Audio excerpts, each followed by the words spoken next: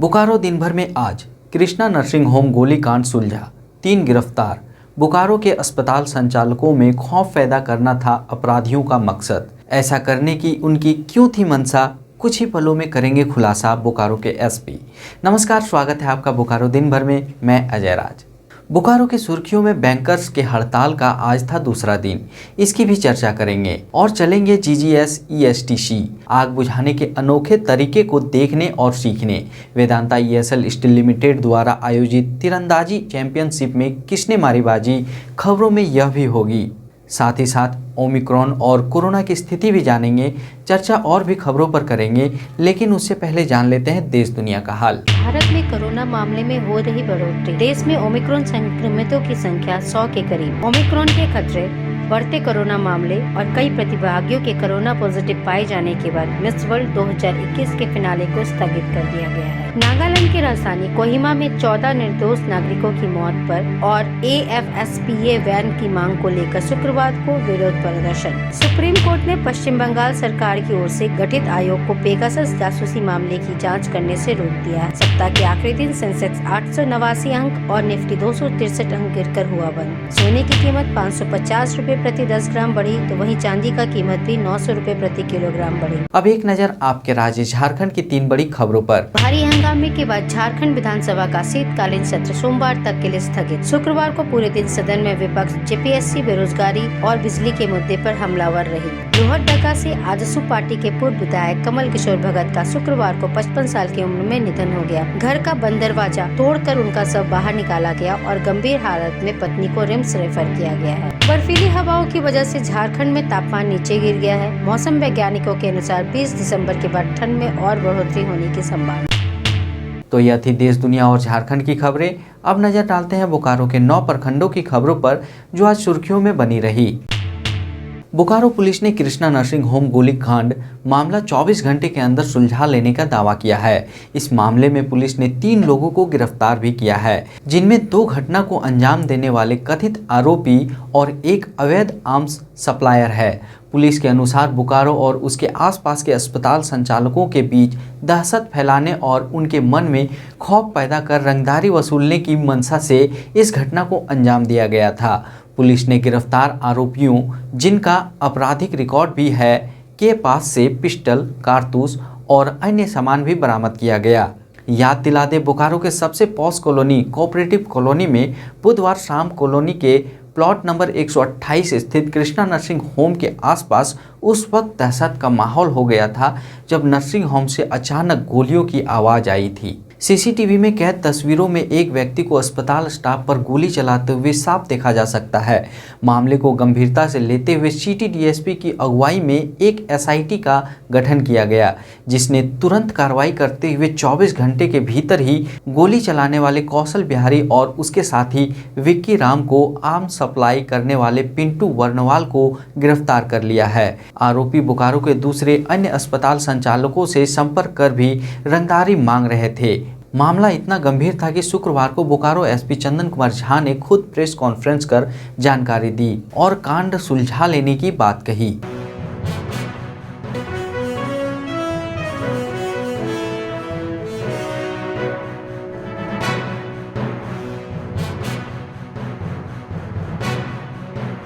परसों दिनांक 15 दिसंबर को बोकारो पुलिस को सूचना मिली थी कि कोऑपरेटिव कॉलोनी स्थित कृष्णा नर्सिंग होम में एक व्यक्ति द्वारा फायरिंग की घटना की गई है। मामले की सेंसिटिविटी को देखते हुए डीएसपी सिटी के नेतृत्व में एक एसआईटी बनाई गई पूरे केस की जांच करने के लिए।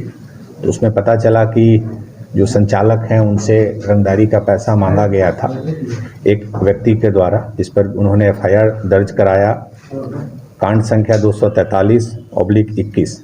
जिस व्यक्ति पे एफआईआर कराया गया कौशल बिहारी उर्फ कौशल कुमार, इसका पूर्व में भी आपराधिक इतिहास रहा है।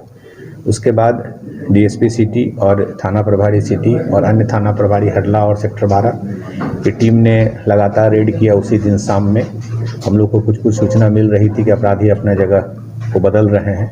फाइनली कल दिनांक 16 दिसंबर को दोपहर में सूचना मिली कि 2 अपराधी जो हैं कौशल बिहारी और विक्की राम, जो दोनों उस घटना में शामिल थे, उनकी एक जगह उपस्थित होने की सूचना मिली उसके बाद वहाँ पे रेड किया गया तो कौशल बिहारी और विक्की राम दोनों को अरेस्ट किया गया।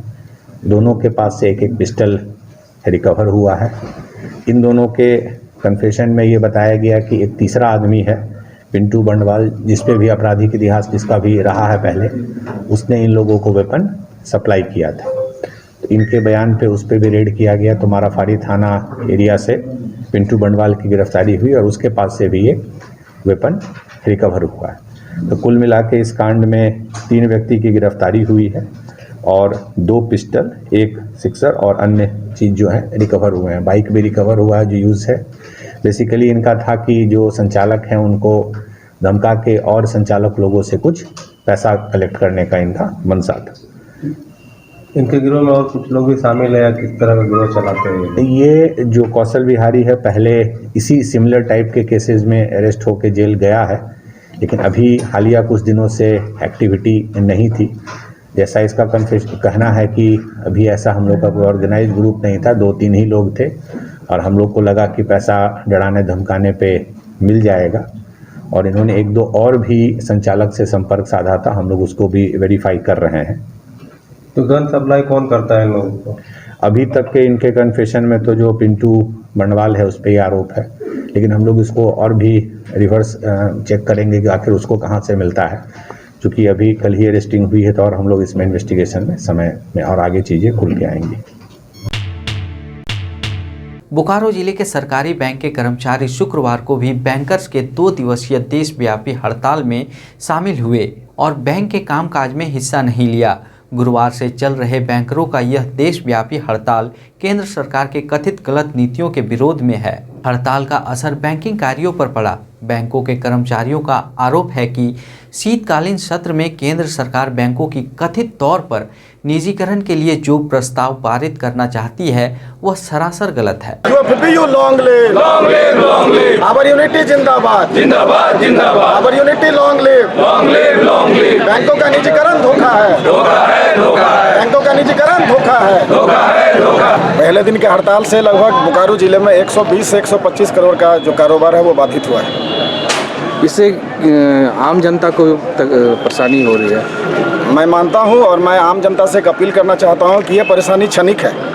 अगर सरकार जो देश विरोधी, जन विरोधी बिल जो अभी ला रही है संसद में शीतकालीन सत्र में, बैंकिंग लॉ अमेंडमेंट बिल, ये इस देश के लिए एक धोखा है, यह आम जनमानस के लिए एक धोखा है। इसीलिए अगर क्षणिक अगर उनको अगर दिक्कत हो रही है तो वो दिक्कत बर्दाश्त करें। फिर भी हम उनसे क्षमा प्रार्थी हैं। हम कभी भी हड़ताल में जाना नहीं चाहते हैं। हड़ताल हमारा आखिरी हथियार होता है। जो सरकार का जो अड़ियल रवैया है, हमारा जो अम्ब्रेला यूनियन है यूनाइटेड फोरम बैंक यूनियंस, उन लोगों ने बहुत बार केंद्र सरकार से, इंडियन बैंक एसोसिएशन से मांग की कि आप जो शीतकालीन सत्र में जो बैंकिंग अमेंडमेंट लॉ बिल ला रहे हैं इसको नहीं लाइए, हम लोग स्ट्राइक पे नहीं जाएंगे। और उसी सरकारी क्षेत्र के बैंकों का निजीकरण करने के लिए इस शीतकालीन सत्र जो कुछ ही दिनों के बाद प्रारंभ होगा उसमें सरकार बैंकिंग लॉ अमेंडमेंट बिल लाने जा रही है।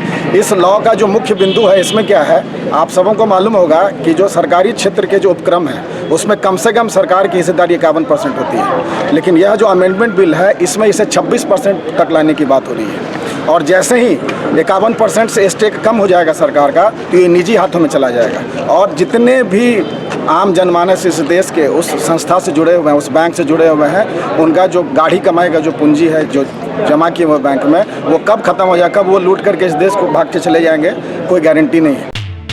गुरु Govind Singh educational societies technical campus में शुक्रवार को आनंद इंटरप्राइजेज के सहयोग से आग बुझाने और आपदा से निपटने में जीएफओ गेंद की भूमिका समझने के लिए एक जागरूकता शिविर का आयोजन किया गया।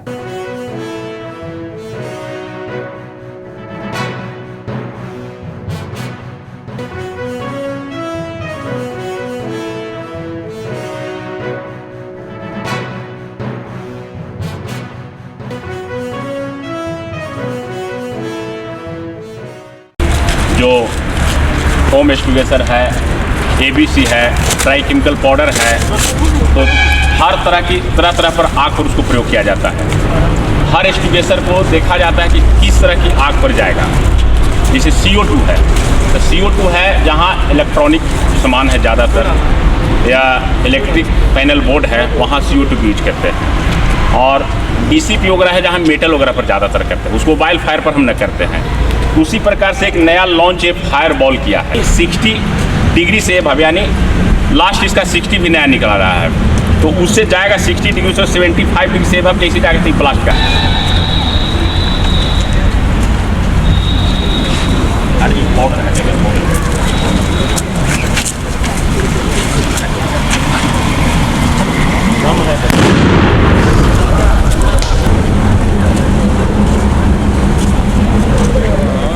ये जो फायर सेफ्टी है ये भी एक इम्पॉर्टेंट एरिया है सेफ्टी पॉइंट ऑफ व्यू से।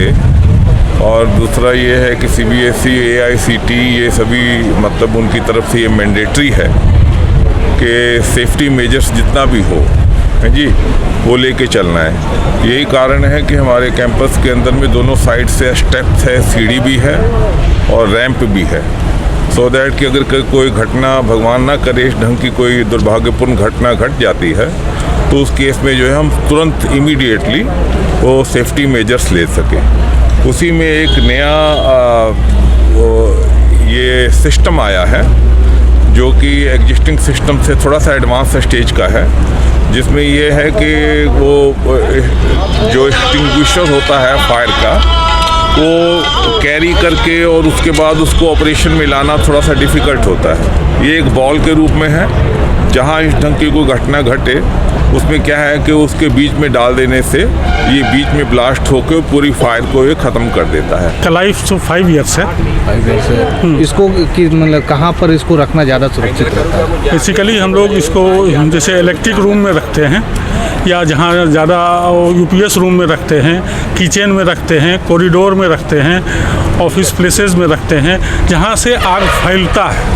से कर्टन उटन जहाँ ज़्यादा लगा हुआ है, रिकॉर्ड्स ज़्यादा रखे हुए हैं, जहाँ से आग आगे फैल सकती है वहाँ हम लोग इसका ज़्यादा उपयोग करते हैं। अवेयरनेस प्रोग्राम था और सर ने कहा था कि यहाँ डेमो दिखाइए और इस संस्था में पूरी जगह लगाएंगे, इसके लिए यहाँ हम लोग डेमो देंगे। चंदन क्यारी की टीम ने वेदांता ESL स्टील लिमिटेड द्वारा आयोजित एक दिवसीय तीरंदाजी चुनौती ट्रॉफी जीत लिया है। वहीं चंदन क्यारी की टीम और हाई स्कूल चंदन क्यारी की टीम ने दूसरा स्थान हासिल किया, जबकि ESL वेदांता टीम को तीसरे स्थान से संतोष करना पड़ा। वेदांता ESL स्टील लिमिटेड के खेल परिसर में आयोजित इस प्रतियोगिता में 7 अलग अलग संस्थानों के 13 से 17 साल 48 खिलाड़ियों ने हिस्सा लिया। आपको बता दें ESL तीरंदाजी एकेडमी साल 2020 में शुरू हुआ है और यहाँ के बच्चों ने अब तक 33 जिला स्तर और 8 राज्य स्तर के प्रतियोगिता में पदक अपने नाम किया है। उद्घाटन समारोह के मुख्य अतिथि ESL स्टील लिमिटेड के CEO NL भट्टे ने बच्चों को खेल और जीवन से जुड़ी महत्वपूर्ण बातों को बताते हुए कहा कि तीरंदाजी की तरह ही जीवन में लक्ष्य कितना भी कठिन क्यों ना हो, हमें अपना लक्ष्य हमेशा सामने रखना चाहिए। इस मौके पर COO रवीश शर्मा समेत ESL के उच्च अधिकारी आशीष रंजन उपस्थित थे। अब बात आज के कोरोना अपडेट की। बोकारो में पिछले 24 घंटे में कोरोना का एक भी नया मामला सामने नहीं आया है, जिसके बाद बोकारो में अभी कोरोना केस की संख्या 6 हो गई है, जबकि 2400 सैंपल जांच के लिए जमा किए गए। बोकारो के पुलिस अधीक्षक ने गुरुवार को मासिक अपराध गोष्ठी में पुलिस को अपराध रोकथाम से संबंधित आवश्यक दिशा निर्देश दिए हैं। इस बैठक में जिले के सभी थाना प्रभारी, पुलिस अधीक्षक, अनुमंडल पुलिस पदाधिकारी उपस्थित थे। पिछले महीने के जो भी इम्पोर्टेंट केसेज हैं सभी पे डिस्कशन हुआ है। केसेज के डिस्पोजल में काफ़ी अच्छी स्थिति है। उसके अलावा जो इम्पोर्टेंट केसेज हुए हैं उनका डिटेक्शन भी सही हुआ है। कुछ पेंडिंग है, जिसको लेकर सभी थाना प्रभारी को निर्देशित किया गया है। उसके अलावा जो नक्सल मूवमेंट हो सकता है, उसके अलावा जो लॉ एंड ऑर्डर के इशूज़ हैं, चूँकि अभी आने वाले समय में हम लोग को क्रिसमस न्यू ईयर को भी सेलिब्रेट करना है, उसमें भी भीड़ काफ़ी रहती है बोकारो डिस्ट्रिक्ट में। उसको लेके भी सभी थाना प्रभारी और पुलिस उपाधीक्षक महोदय लोगों को निर्देशित किया गया है। उसके अलावा जो मुख्यालय से जो गाइडलाइन मिलते हैं हम लोगों को, उसका भी डिस्कशन हुआ है उस क्राइम मीटिंग में। तो ओवरऑल जो एक क्राइम का फिगर है वो काफ़ी संतोषजनक है और पूरी टीम अच्छे से तत्पर होकर काम कर रही है। हम लोग उम्मीद करते हैं कि आने वाले समय में भी बोकारो पुलिस अच्छे से काम करेगी और जो न्यू ईयर का जो समय आ रहा है उसमें एकदम तत्परता से अपना ड्यूटी निभाएगी और आम पब्लिक को इंश्योर करेगी किसी भी चीज़ में कोई दिक्कत नहीं। धन्यवाद। बीएसएल के एसएमएस इंगोट मोल्ड फाउंड्री के ठेका मजदूरों ने गुरुवार को प्रदर्शन किया। इस प्रदर्शन में यातायात ट्रैफिक विभाग के मजदूर भी शामिल थे।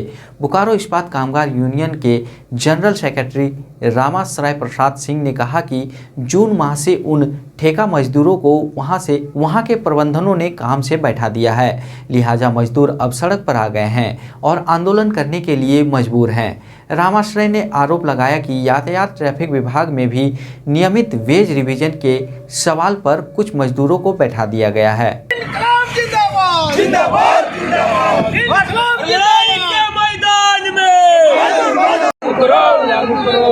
बदले मजदूर कमाने वाला खाएगा, लूटने वाला जाएगा, कमाने वाला खाएगा।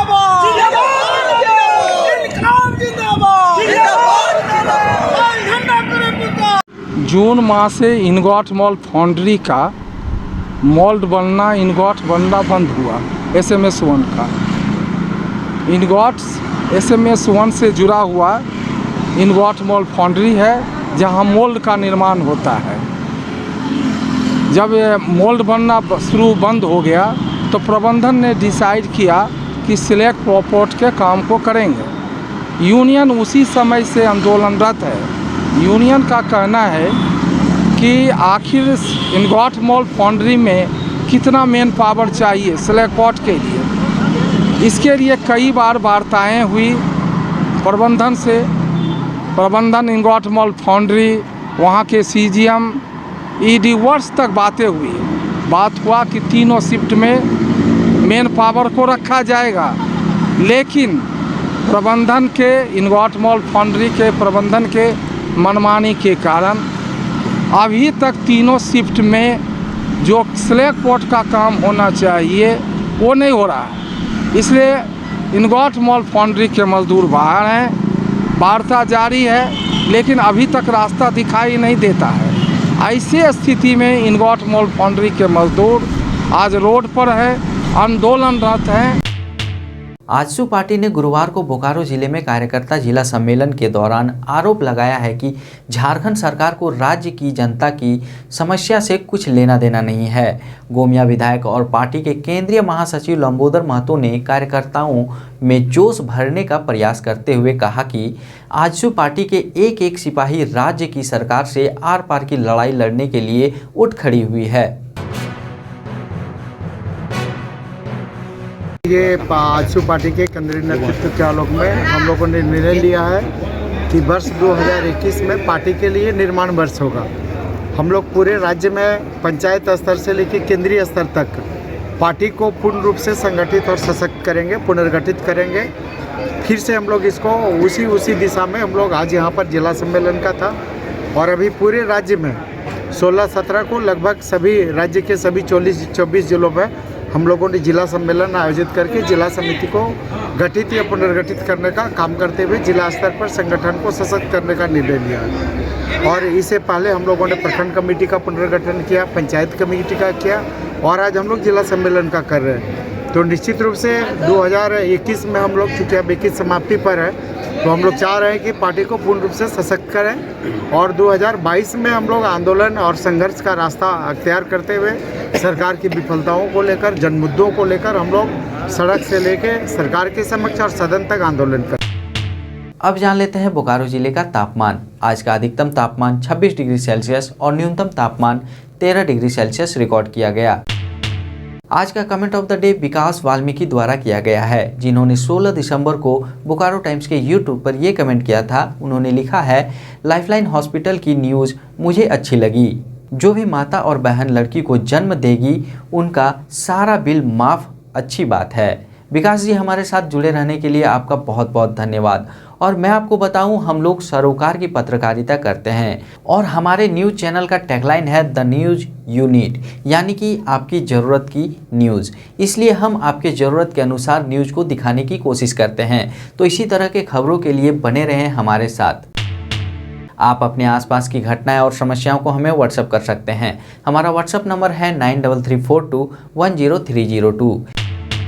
इसी तरह बोकारो के तमाम खबरों को जानने के लिए आप हमारे चैनल बोकारो टाइम्स को लाइक करें, सब्सक्राइब करें और शेयर करें। फिर मिलेंगे बोकारो दिन भर में सोमवार से शुक्रवार रात 8 बजे। तब तक के लिए नमस्कार। बने रहें thetimes media.com पर। आप हमें फेसबुक और यूट्यूब पर भी देख सकते हैं।